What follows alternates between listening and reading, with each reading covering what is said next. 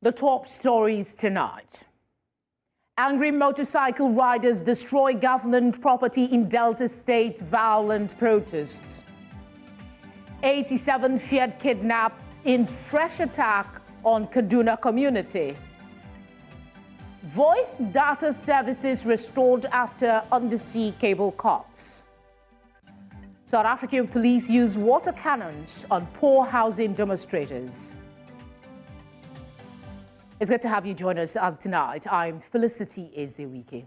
Let's begin the news in Asaba, Delta State's capital, where a group of motorcycle riders, popularly called Okada riders, embarked on a violent protest within the Asaba metropolis over their perceived maltreatment by members of the Delta State Taskforce, who enforces the ban on late-hour operations of tricycles and motorcycles in Asaba at about 8 a.m. The protesters stormed the task force office along Summit Road, ransacked and destroyed vehicles and officers.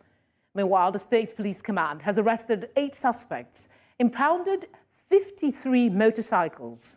The state government, after inspecting the scene of destruction in company of the Secretary to the State Government, Kingsley Emu, and Head of Service, Reginald Bayoko, condemned the action of the protesters for the wanton destruction and vandalization of property at the Motorcycle and Tricycle Operators Association Secretariat.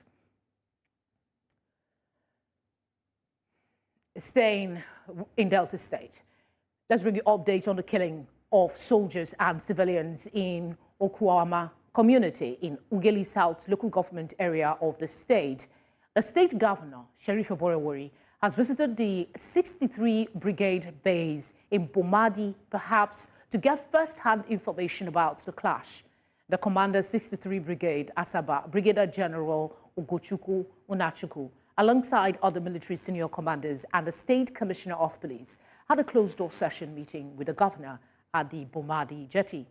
Meanwhile, there are heavy armed military personnel on the ground, water and air, mounting surveillance over the area.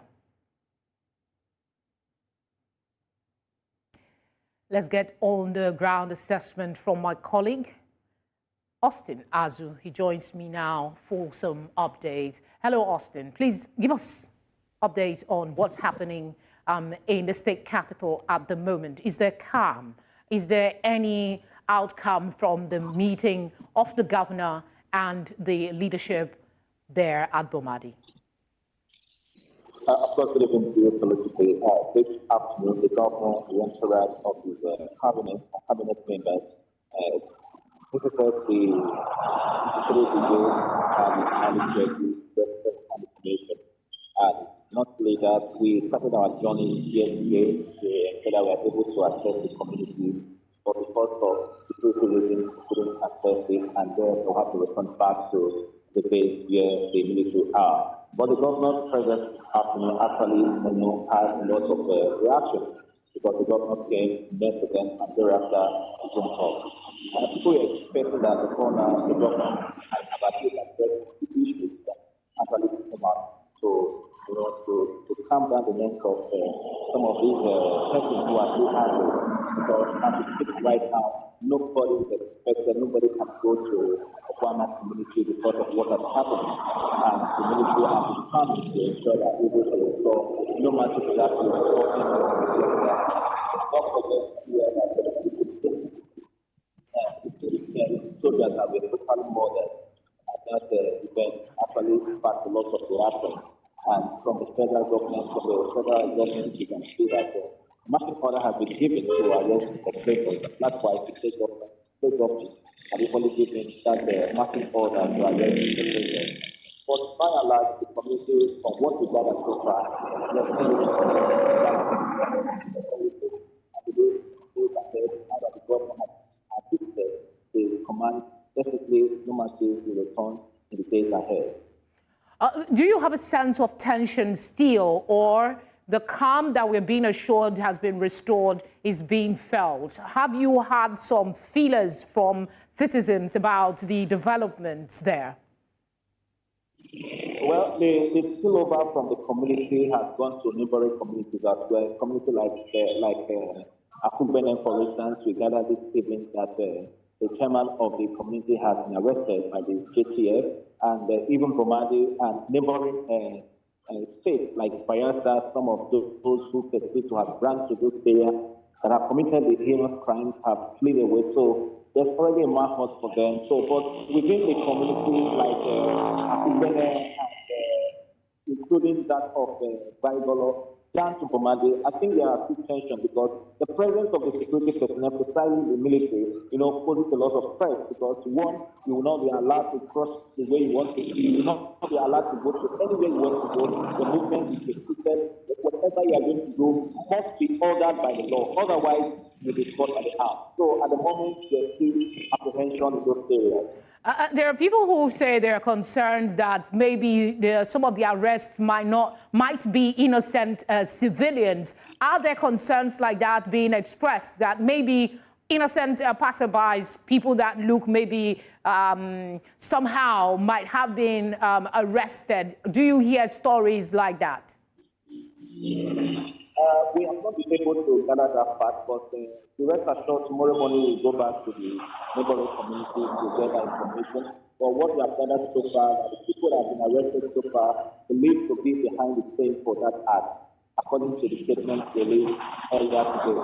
But the rest assured that we go further to unravel what actually happened and what is happening at the moment, because the presence of the military does not really speak well for some of the residents in those communities. So they're kind of apprehension at the moment. So nobody is willing to talk to us. It's because citing your vehicle or your presence alone scare them away. They are afraid that they don't want to be whipped, they don't want to be arrested, they don't want their names or their faces to appear on the camera. So the apprehension is still very much high. All right, Austin, thank you very much for speaking to us. I'll urge you to please remain security conscious as you go out tomorrow. Thank you very much. Staying with security matters, terrorists have reportedly kidnapped 87 people in a fresh attack on Kajuru Station community in Kajuru local government area of Kaduna State. The bandits were said to have looted some shops and houses located in the community. The attack occurred on Sunday night, just a day after 14 people were kidnapped by bandits at Dongan Norma community, also within Kajuru local government area. Police authorities are yet to confirm the latest attack. However, the chairman of the local government, Ibrahim Gajere, said that bandits invaded Kajuru Station community at about 9 p.m. on Sunday night and took away many residents. He lamented that the constant attacks on Kajuru have left many residents in fear and panic. To discuss this, I am joined by security analyst Saluddin Hashim. Thank you very much for joining us, Saluddin. Thank you very much for having me. I mean, one is actually running out of questions to ask about the security situation in that place, because it seems on a daily basis we keep getting this information. What is the security or intelligence community missing about what is happening in Kajuru local government area, and what, in your view, needs to be done immediately? All right. Kajuru is actually about less than 10 minutes drive from the city center. It's a community that I visit very often, and I unfortunately to have this incident happening on a regular suggests that there is more than meets the eye.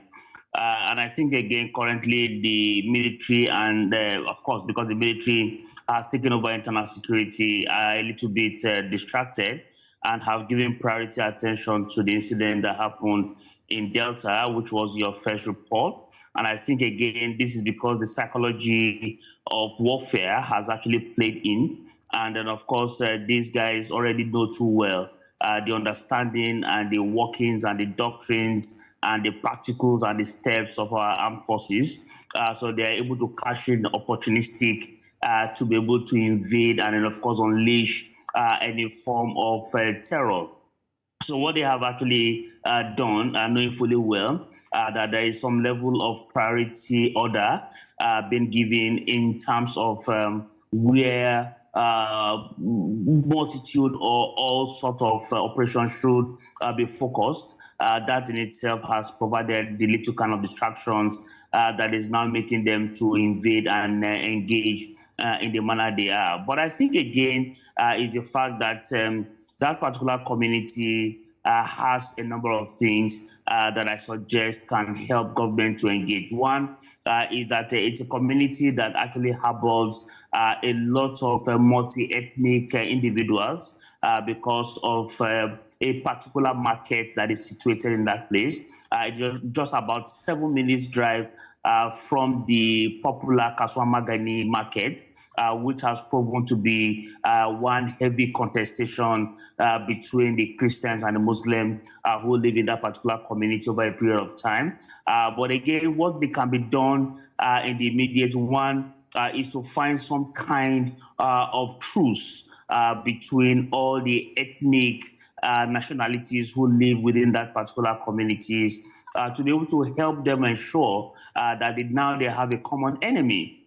And because they need to really understand that whatever grievance that was already existing was not a contributory factor, and that there was no anyone who is leading aliens into that particular community.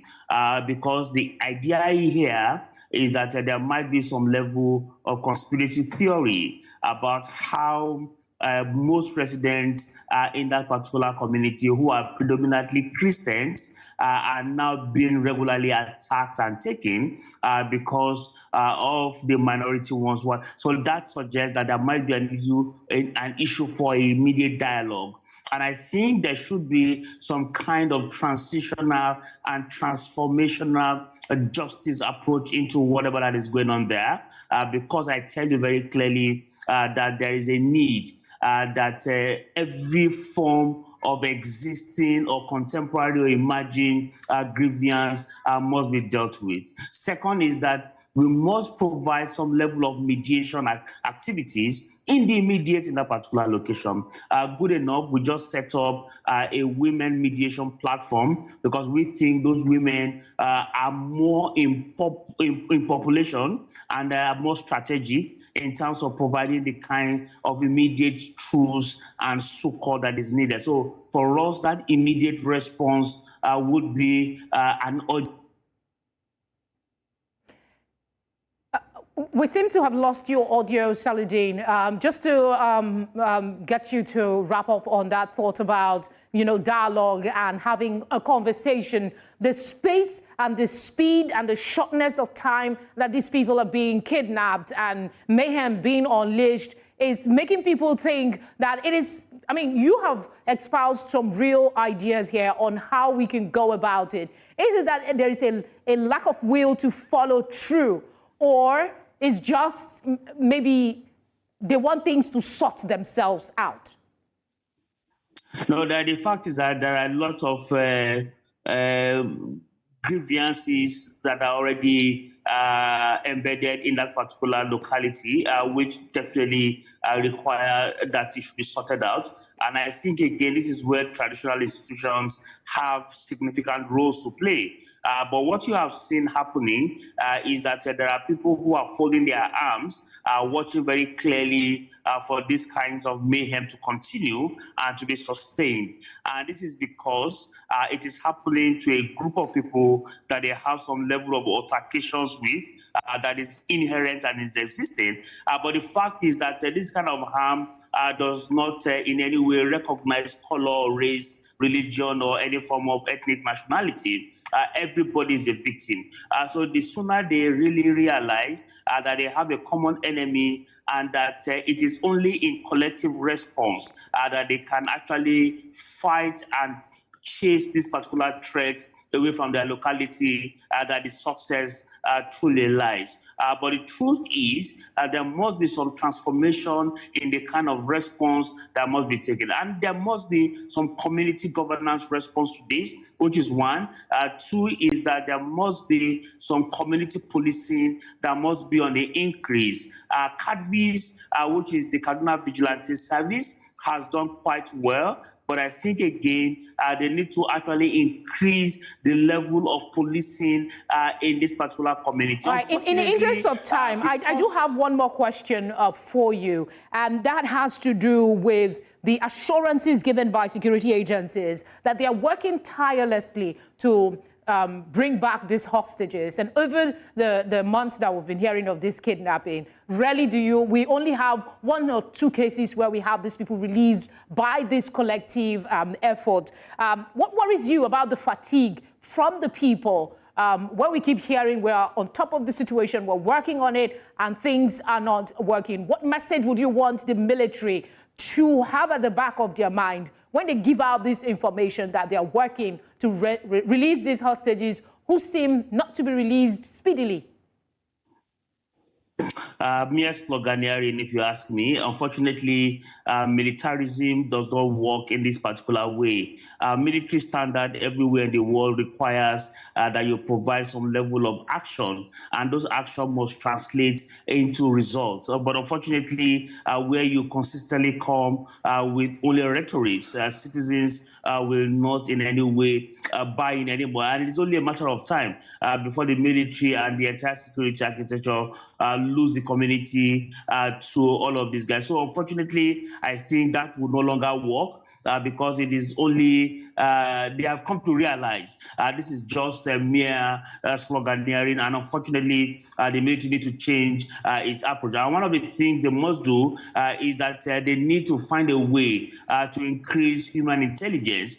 Intelligence and action intelligence is something that is missing in all of these operations they are doing. Well, the only thing they have done well in this location is that they have increased personnel and checkpoint, but that alone is not sufficient. They need to increase human intelligence to help them win this war. Continuous assessment and improvement is required for any growth. Thank you very much for speaking with us. Thank you very much for having me. You're watching Tonight. Coming up, Nigerian Labour Congress backs SANU, NASU strike. We'll tell you more about this after the break. Do join us again.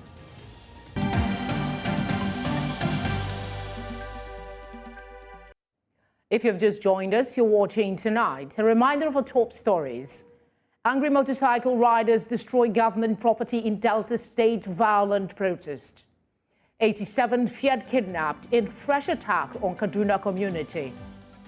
Voice data services restored after undersea cable collapse. South African police use water cannons on poor housing demonstrators. Thank you for staying with us. The 7-day warning strike embarked upon by the Senior Staff Association of Nigerian Universities and Non-Academic Staff Union began today in most public universities across the Federation. News Centre's Chizoba Anyowe was at the University of Jos, North Central Nigeria, and now reports.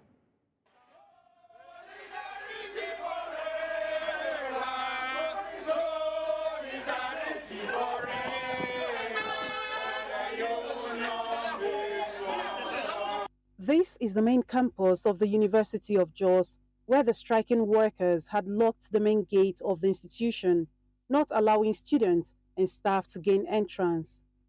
On the intervention of the Vice-Chancellor, Professor Tanko Ishaya, the gates were forcefully opened, though there were skeletal activities on campus. Officials of the striking unions were on hand to speak to journalists. It's a national strike. We are calling on government to pay us back our 4 months withheld salary. Yes. We are not competing with anybody. Yes. And as so, it is our job to hold the gates of every institution. Yes. It is our choice that we became supporting staff, or what they call. Yes. It is our choice as non-teaching staff. If not, all of us will go and teach. Yes. But because we are now not teaching, a part of our work is to hold the gate to ensure that this is our job. And for that reason, we were doing it diligently and carefully. And academic staff of the university allayed fears that the warning strike could hamper academic activities in the school. We're on ground to take care of the students, so I don't see any way this is going to affect the academic activities of the school. The students appeal to government to act fast and resolve the issues in order to save their academic activities from being derailed. What I really feel is that the government and the NASU union should come to the table and then find a way to resolve the issue. An institution that is supposed to be run by the government and is supposed to be managed and handled by the government. So if they could step up and do what they're supposed to do, honor their agreements and everything, that would really be nice for everyone involved. We just hope government will be able to resolve and settle the outstanding salaries for them, so that school will go back to normal. However, certain stakeholders are calling on government to wade into the matter so that these recurrent industrial actions do not continue to take its toll on the students. In Jos, for News Central, Chizoba Anyowe. Many thanks, Chizoba. In the meantime, the Nigerian Labour Congress has said it is in support of the ongoing protest by non-academic staff union of educational and associated institutions of the Senior Staff Association of Nigerian Universities. In a statement on Monday, the NLC president, Comrade Joe Ajero, said there had been no credible reason or explanation for withholding those salaries in the first place. Ajero said the withheld salaries had plunged the members into indescribable hardship. The NLC urged the government to pay up the outstanding salaries, advising not to take the maturity of the unions for granted. To some politics, Nigeria's President Bola Tinubu on Monday presented the All Progressive Congress APC flag to the party's Edo State governorship candidate, Monday Okpebolo, and his running mate, Dennis Idahosa. During the presentation at the Aso Rock Villa in Abuja, the president expressed optimism that the ruling party is on the path to victory in the September election in Edo. Addressing a gathering of party stalwarts led by the national chairman of the APC, Abdullahi Ganduje, the president pledged that the party would stand with the candidates. In his remarks, the national chairman of the APC, Ganduje, emphasized the unity of the purpose within the party towards achieving victory in the election. We are putting you forward to be able to hold the party in trust for us and get a victory for us. The same thing with Honorable your running mate. You've been described as giant killers, and you work hard with the party leadership to achieve a reputation of defeating those seems impossible. And I can assure you, we are with you. Thanks to the leadership. They succeeded in changing the political landscape of Edo Central Senatorial District. Since 1999, PDP was winning that senatorial district. But he succeeded in putting PDP in a coffin in 2023, and he won the election. He's accepted all over Edo State. He is soft-spoken, he is focused, and he is an achiever. It's a product that is sellable in Edo State. We have high confidence, Your Excellency, that we will take Edo back to our party, the APC. The Nigerian Communications Commission, NCC, says voice and data services affected by undersea cable cuts along the Côte d'Ivoire and Senegal coasts have been restored. In a Monday statement, the NCC Director of Public Affairs, Ruben Mwoka, said that services have now been restored to approximately 90% of their peak utilization capacities.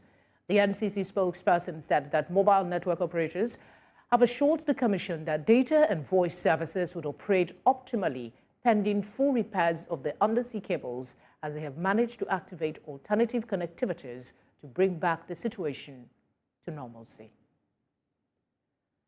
The Patriots, a group of eminent Nigerian citizens, led by former Secretary General of the Commonwealth, Emeka Anyaoku, earlier Monday held a national dialogue on the constitutional future of Nigeria.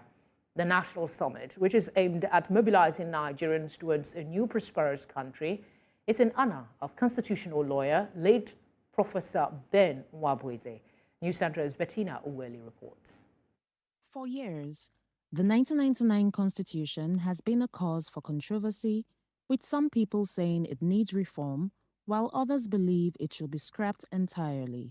The aim of this historical national colloquium is to set a popular citizens' agenda for the ongoing constitution review process initiated by the National Assembly towards the political reconfiguration and stability of Nigeria.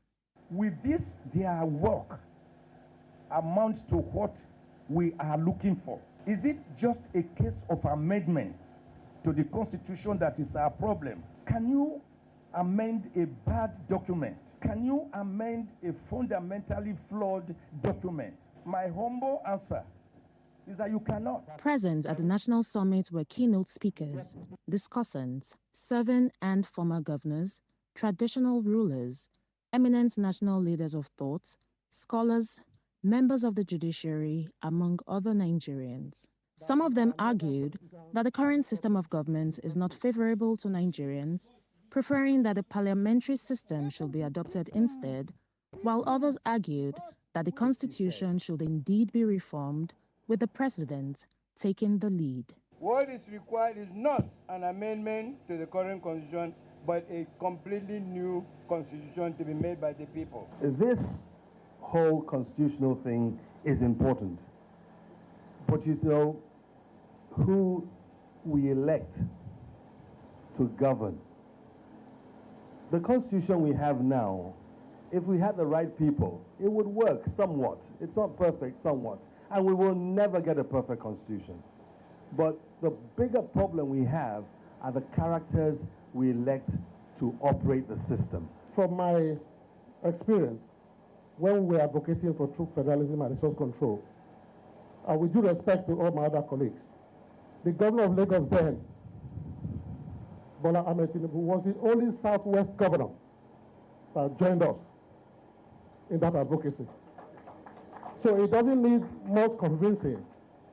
The question will be, now that he's sitting there, like my brother Ben Gardner said, will he begin to contemplate, am I going to preside over the dismemberment of Nigeria? Because the question is, it's not about dismemberment, it's about the correction of the anomaly called the Federal Republic of Nigeria. The matter of the 1999 Nigerian Constitution is one that was very close to the heart of late Professor Ben Nwabweze. The onus now lies with the powers that be to look into reviewing the Nigerian Constitution in order to actualize a better nation. In Lagos, for News Central, Bettina Unwili. Still ahead, South African police use water cannons on poor housing demonstrators. We'll tell you more after the break. Do stay with us.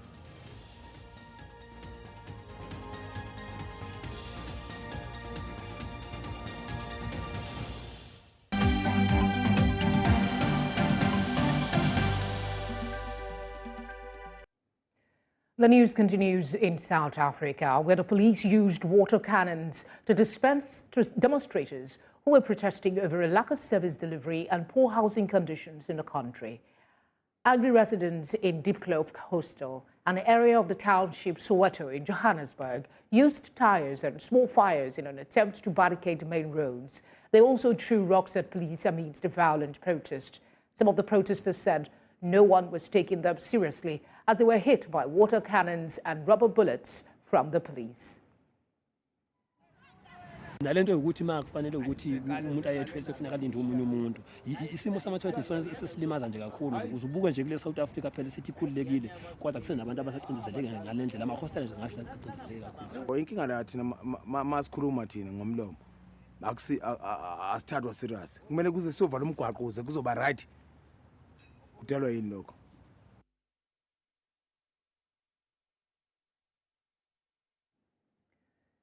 In the meantime, South African police have arrested a suspect believed to be a mastermind behind blue light robberies. This comes after he was found with blue lights, a traffic police uniform, a high-caliber firearm and ammunition, as well as suspected hijacked motor vehicle. Blue light robberies refer to a tactic in which criminals impersonate police officers by using blue lights to stop motorists on highway and steal from them. National Crime Intelligence shared information about the suspect who had a suspected hijacked motor vehicle and was suspected to be involved in blue light robberies on freeways. In the early hours of Monday morning, the team pounced on the premises of the suspect in Dawn Park, where they found a car that was reported to be hijacked on Phokeng, Northwest Province in February this year. The suspect was arrested and charged with possession of unlicensed firearms, possession of hijacked motor vehicle, the possession of ammunition, among other charges. Let's join our business desk for today's business news.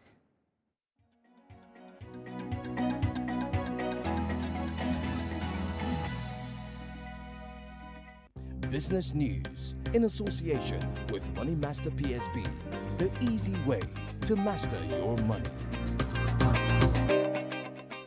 On Business Tonight, the Central Bank of Nigeria report shows that over the span of 10 years, it allocated 6.63% of the total 10.39 trillion naira loan disbursed to various sectors as intervention programs to support micro, small and medium enterprises. A detailed report from the Apex Bank revealed that a total of 689 billion naira was allocated to the sector between August 2013 and September 2023, and it ranks third in terms of the least allocation within the intervention programs, trailing behind the export sector with a meager 2% allocation and the health sector, which barely constitutes 1% of the total intervention programs.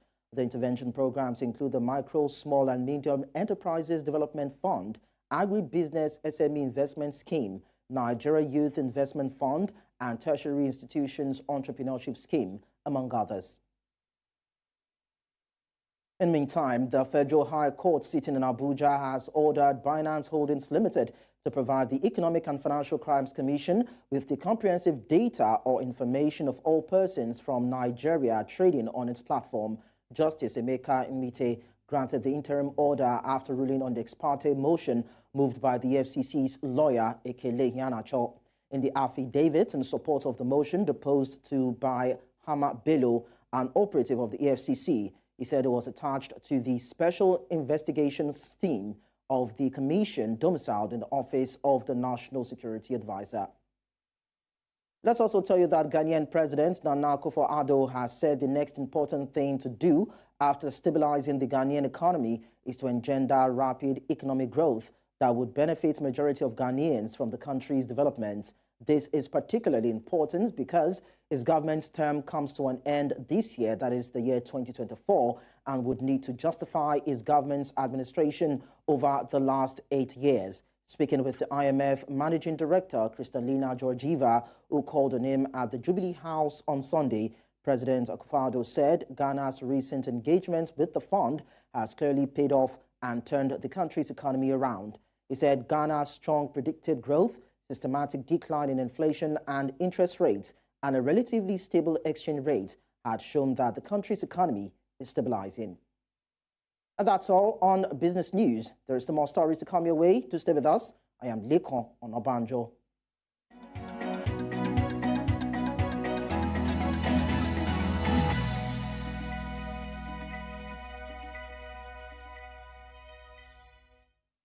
Business news in association with Money Master PSB, the easy way to master your money.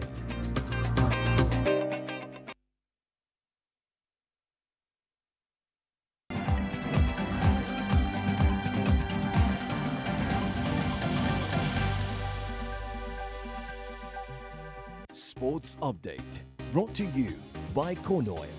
Corn Oil, we go the extra mile.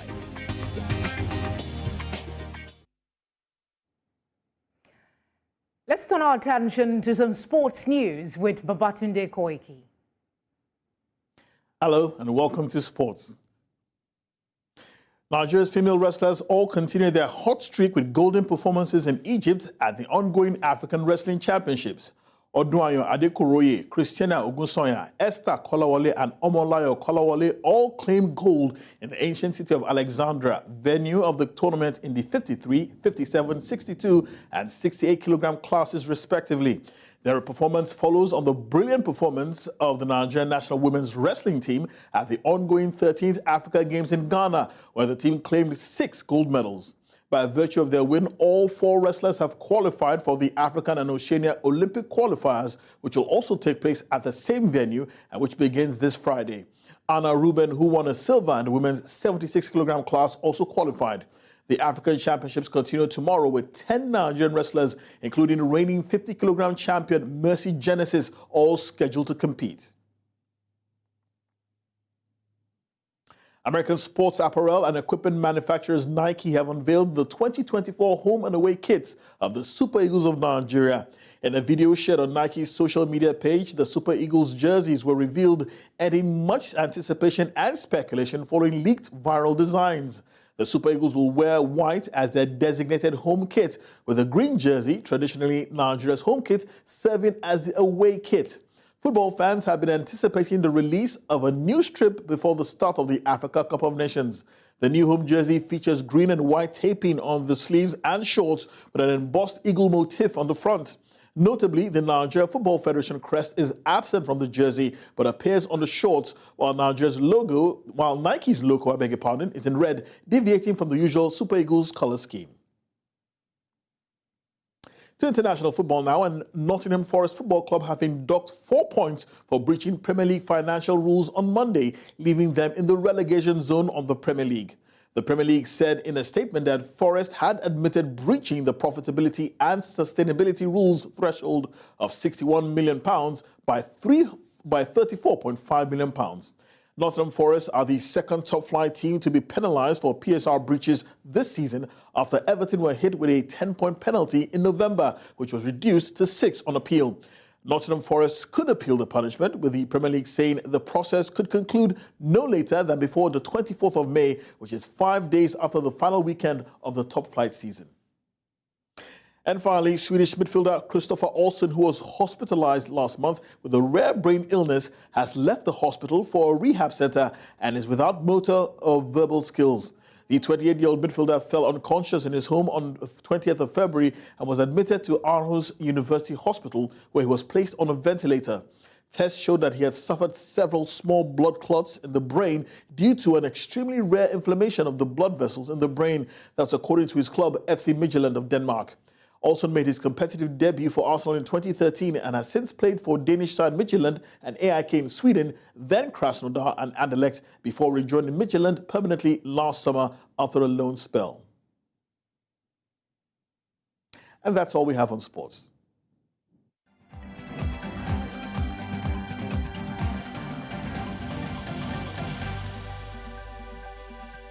Sports Update, brought to you by Corn Oil. Corn Oil, we go the extra mile.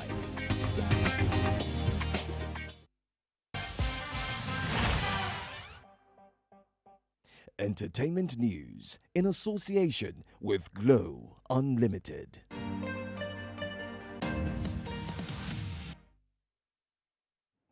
For the latest entertainment news and what's trending, let's join Tadele Simon.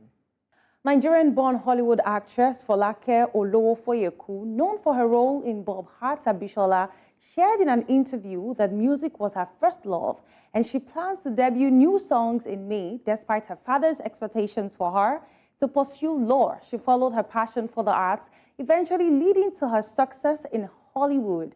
She shared that her first major in university was economics, but she switched to theater much to her father's disapproval. Now, as the show wraps up, Folake is focusing on her music career, aiming to pioneer a new music genre called Afro-Joy. I guess that's going to be like an amazing one and a thrilling one that I am anticipating. Dan Schneider has responded to allegations about his conduct during his time at Nickelodeon, denying claims of sexualizing child stars in his shows. Despite objections raised in a new docuseries, Schneider's team emphasizes that all aspects of these shows were closely monitored and approved by multiple adults and network executives. Nickelodeon declines to participate in the docuseries, but stated that they investigated all formal complaints.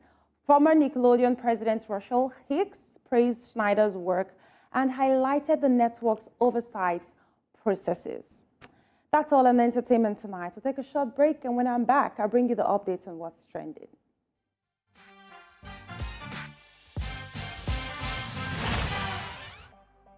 Entertainment news in association with Glow Unlimited.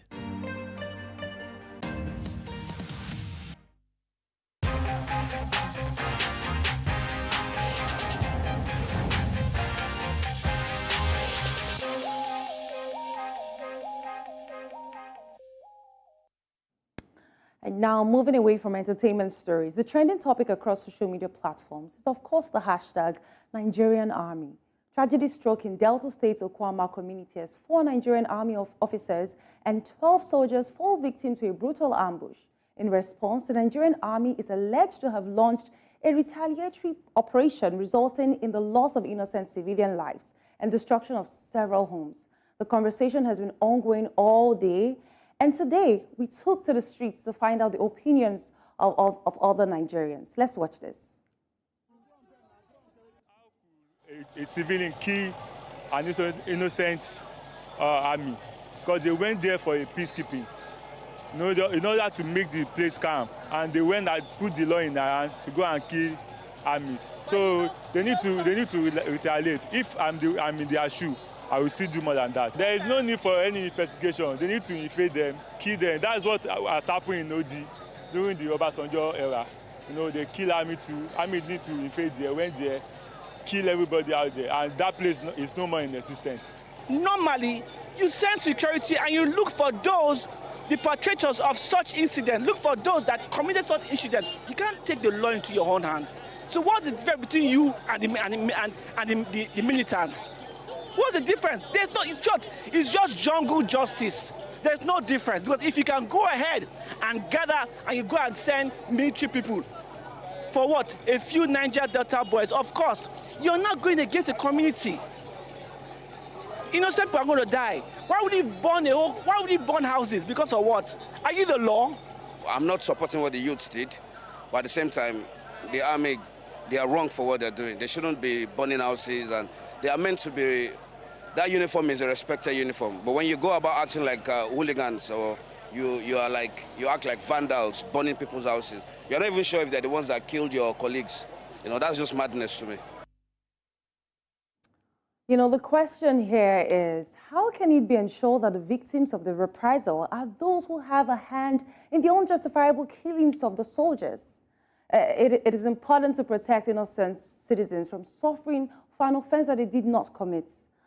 Sadly, that's where we call it a wrap on tonight's What's Trending. But you can join the conversation and share your thoughts across social media platforms. We are at News Central TV. I am Jadel Simon. Many thanks, Jadel. The innocent must be protected always. That's all tonight.